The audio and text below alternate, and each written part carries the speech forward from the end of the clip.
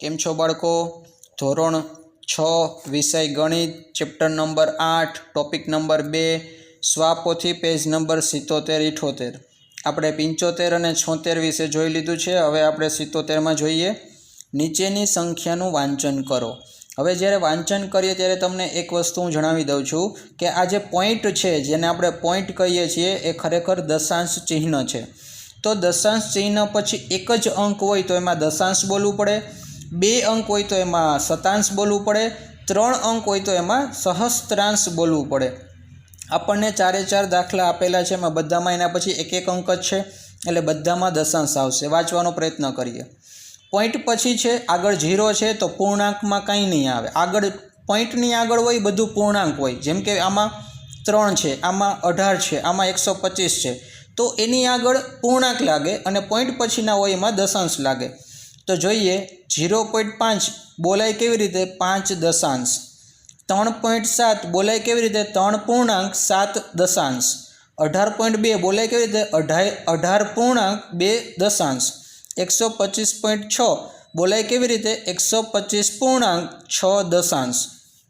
એવી રીતના સંખ્યા, હવે શબ્દોમાં લખ્યું છે ને આપણે અંકમાં લખવાનું છે। સંખ્યાને અંકમાં લખો। 7 દશાંશ, એનો મતલબ કે પૂર્ણાંક આપેલા નથી તો પૂર્ણાંક ન હોય તો 0.7। 7 પૂર્ણાંક 3 દશાંશ, તો 7 કરી પોઈન્ટ કરી 3 કરી જવાબ। નીચે આપેલી સંખ્યાને દશાંશ અપૂર્ણાંક સ્વરૂપે લખો। જેમ કે 4/10 10 હોય એટલે કે 1 મીંડું હોય તો આપણે એક આંકડાની આગળ પોઈન્ટ કરવું પડે। તો 4ની આગળ પોઈન્ટ કરું તો એની આગળ કોઈ અંક નથી તો મારે 0 લખવો પડે એટલે 0.4। 5 + 6/10 તો એનો મતલબ કે 5/5 +ના પ્લસ 6/10 એટલે 0.6। તો 5માં 0.6 ઉમેર્યો એટલે કે 0 અને 5નો સરવાળો 5, 6/6 એટલે 5.6। 570 અને 8 ત્રણેયનો સરવાળો કરો એટલે 578। 2/10 એટલે 0.2, 578.2। 9 1/10 એનો મતલબ કે 9 + 1/10 એટલે 0.1 તો 9.1। 3/5 અહીંયા નીચે 10 નથી તો 10 કરવા માટે 5ને કેટલા વડે ગુણીએ તો 10 થાય? તો કે 2 વડે। તો 5 × 2 નીચે 2 વડે ગુણીએ તો આપણું ન ચાલે એટલે ઉપરે 2 વડે ગુણવું પડે। તો 3 × 2 = 6, 6/10 0.6, જેમ 4/10 0.4 એમ 0.6। 3 + 1/2 હવે નીચે 10 નથી 2 છે તો 2ને કેટલા વડે ગુણીએ તો 10 થાય? તો કે 5 વડે, એટલે નીચે 5 વડે ગુણીએ તો ઉપર પણ ગુણવું પડે। તો 3 5/10 એટલે 3 + 0.5 એટલે 3.5। ત્યાર પછી આપણે સ્વાધ્યાય 8.2 જોશું। એમાં વિકલ્પ છે, વિકલ્પના જવાબ બોક્સમાં લખવાના છે। 7 પૂર્ણાંક 425 સહસ્ત્રાંશ। સહસ્ત્રાંશ યાદ કરો, મેં કીધું હતું કે સહસ્ત્રાંશ ક્યારે આવે? પોઈન્ટ પછી 3 આંકડા હોવા જોઈએ। તો આપણે એવો વિકલ્પ ગોતો કે જેમાં પોઈન્ટ પછી 3 આંકડા હોય, તો માત્ર એક જ છે બી। આમાં છે પણ એમાં 425 નથી, આપણે 425 કીધા છે તો 425 વાળું બી છે એટલે બી આવશે। 5.42 ને અતિ સંક્ષિપ્ત રૂપમાં કેવી રીતે લખાય? તો 5.42 એટલે છેદમાં પોઈન્ટ પછી 2 આંકડા હોય તો 100 કરવાના। કેટલા કરવાના? 100। એટલે કે એને લખવા હોય તો સાદી ભાષામાં કેમ લખાય? 5.42/100। હવે આગળના 5 એ પૂર્ણાંક છે, 42/100, 42ના અડધા કરો તો 21, આના અડધા કરો એટલે 50, તો 5/21/50 એ વિકલ્પ આપણો ડી છે।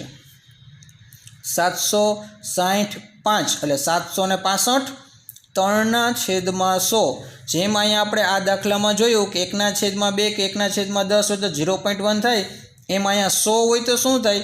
તો કે 2 આંકડા મૂકવાના। એટલે કે અહીંયા જો માનો કે 100 હોત તો 4ની આગળ 0 પછી પોઈન્ટ ને પછી 0, તો એવી રીતના અહીંયા ગણીએ તો 0.03, તો 765 + 0.3 તો એ આ પેલું જ છે એ। 17.34 સહસ્ત્રાંશ, તો 17 પૂર્ણાંક અહીંયા છે, અહીંયા છે અને અહીંયા છે, આ 3માંથી 34 સહસ્ત્રાંશ। સહસ્ત્રાંશ એટલે પોઈન્ટ પછી કેટલા આંકડા જોઈએ? 3, તો આમાં પોઈન્ટ પછી કેટલા છે? 4 એટલે આ ના આવે। આમાં કેટલા છે? તો કે 2 છે એટલે એ ના આવે। આમાં કેટલા છે? 3, તો આ આવે એટલે સી। 84 શતાંશ। શતાંશ એટલે પોઈન્ટ પછી કેટલા જોઈએ? 2। પૂર્ણાંક આપ્યા છે તો કે નથી આપ્યા, એનો મતલબ કે પૂર્ણાંક નથી તો 0 પોઈન્ટ કરીને આવશે 0.84। 12.7 12 પૂર્ણાંક એટલે 12.7 એટલે 0.7 કારણ કે શતાંશમાં બે આંકડા હોવા જરૂરી, બે આંકડા ન હોય તો આગળ 0 મૂકવાનો એટલે 0.7 7.425 સહસ્ત્રાંશ તો 7.425 115 સહસ્ત્રાંશ પૂર્ણાંક આમાં છે જ નહીં એટલે 0 પોઈન્ટ કરીને 115. ચાલો પેજ ફેરવશું. દશાંશ અપૂર્ણાંકને શબ્દોમાં લખો. 17.205 તો 17.205 પોઈન્ટ પછી 3 આંકડા તો સહસ્ત્રાંશ. 9.3 સહસ્ત્રાંશ કારણ કે પોઈન્ટ પછી 3 આંકડા છે. 35.3 સહસ્ત્રાંશ. 5 પૂર્ણાંક પોઈન્ટ પછી કેટલા આંકડા છે તો કે 2 તો સહસ્ત્રાંશ નહીં આવે, શતાંશ આવશે તો 42 શતાંશ. એ જ રીતના દશાંશ અપૂર્ણાંક સ્વરૂપમાં લખો. 60 + 5 એટલે 65, 3/10 એટલે 0.3, 2/100 એટલે 0.02 એટલે કે 0.32. આ બેનું ગણી તો 0.32 થાય તો 65.32. 135 એટલે 135 પૂર્ણાંક થઈ ગયા. 6/2 મીંડા તો 0.6 તો પોઈન્ટ કરીને 0.6 મૂકવાના. બધામાં નીચે છે આગળ પૂર્ણાંક કાંઈ છે જ નહીં તો 0.6, 5 અને 3 ટૂંકમાં એકમ દશક 100 એના જેવું ગણવાનું એટલે 6, 5, 3 તો 653. 9/1000 આગળ પૂર્ણાંક કાંઈ નથી તો 0.3 આંકડા કરીને એટલે 1, 2, 3 9 આગળ 2 મીંડા એટલે 0.009. દશાંશ અપૂર્ણાંકનું અતિ સંક્ષિપ્ત રૂપમાં અપૂર્ણાંક સ્વરૂપે લખો. 0.25 પોઈન્ટ કાઢવા શું કરવાનું તો કે કેટલા આંકડા છે તો કે એના પછી 2 આંકડા છે તો 2 0 નીચે મૂકો એટલે 100 આવ્યા. 100 મૂકો તો 25 ચોકું 100 ઉપર 1 વધે નીચે 4 વધે. પોઈન્ટ કાઢવા 2 આંકડા તો 100 મૂકો 25 તેરી 25 ચોકું એટલે 3/4 વધે. હવે ગ્રેટર ધેન, લેસ ધેન કે ઇક્વલ એટલે કે બરાબરની નિશાની, ગ્રેટર ધેન ને લેસ ધેન. તો લેસ ધેન એટલે થી નાનું, ગ્રેટર ધેન એટલે થી મોટું અને બરાબર એટલે બે સરખું. તો 0.6 મોટા કે 0.5 મોટા તો કે હંમેશા 0.6 છે એ 0.5 કરતાં મોટા કહેવાય. 0.06 મોટા કે 0.02 મોટા તો કે 0.2 કરતાં 0.6. આ 0.2 ને 0.6 એટલે 2 પૈસા ને 6 પૈસા. આ 60 પૈસા ને 50 પૈસા ત્યાં કહેવાય. તો 50 પૈસા મોટા કે 60 પૈસા તો કે 60 પૈસા. તો ખૂણો કઈ બાજુ આવે? નાના બાજુ એટલે 50 પૈસા બાજુ. અહીંયા 2 પૈસા ને 6 પૈસા તો 2 પૈસા બાજુ. અહીંયા 9 પૈસા ને 5 રૂપિયા તો 9 પૈસા બાજુ જ ખૂણો આવશે. અહીંયા 5 પૈસા ને 50 પૈસા તો 5 પૈસા બાજુ જ ખૂણો આવશે. અહીંયા ₹1.25 છે ને અહીંયા ₹1.5 છે તો ₹1.25 બાજુ આવશે ને આ બે તો સરખા જ છે એટલે બરાબર આવશે. એ રીતે પૈસાને રૂપિયામાં ફેરવો તો ₹1 એટલે 100 પૈસા હોય એટલે કે 100 એટલે 2 મીંડા, 2 મીંડા તો પોઈન્ટ પછી 2 આંકડા હોવા જોઈએ એટલે કે 0.55.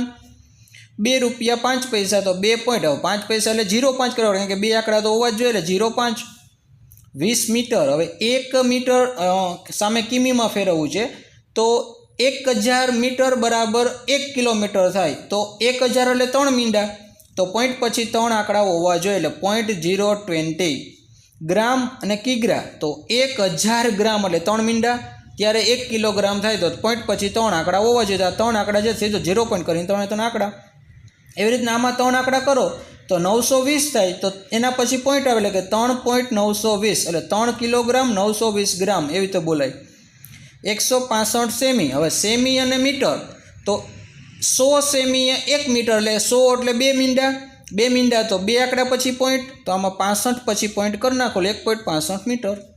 75 ગ્રામ ને કિગ્રા તો 75 ગ્રામ, ગ્રામમાં 1000 ગ્રામ 1 કિલો તો 3 મીંડા એટલે 3 આંકડા પછી પોઈન્ટ તો આપણે 3 આંકડા લેવા હોય તો આગળ 0 મૂકવો પડે. 6 સેમી 5 મીમી. 6 સેમી પછી 5 મીમી હોય તો જ્યારે સેમી મીમી હોય તો મીમીમાં તો સીધો પોઈન્ટ આવી જાય 6.5 સેમી ગણાય કારણ કે 1 સેમી બરાબર 10 મિલીમીટર કહેવાય એટલે 1 સેમી બરાબર 10 હોય તો 1 આંકડા પછી પોઈન્ટ એટલે 5 પછી પોઈન્ટ. 2 કિગ્રા 82 ગ્રામને દશાંશ અપૂર્ણાંક સ્વરૂપે કેમ લખાય? 2 કિગ્રા એટલે 2 પૂર્ણાંક કહેવાય અને 82 ગ્રામ, ગ્રામ એટલે 3 મીંડા. 1000 ગ્રામે 1 કિલો એટલે 3 મીંડા થાય તો 82 ની આગળ 0 કરવો પડે તો 2.082 એ આવશે છે એ લખેલો. તો આ રીતના આપણે 77 ને 78 નંબરનું પેજ જોયું ત્યાર પછી આપણે આગળ પેજ જોશું. આવજો બાળકો.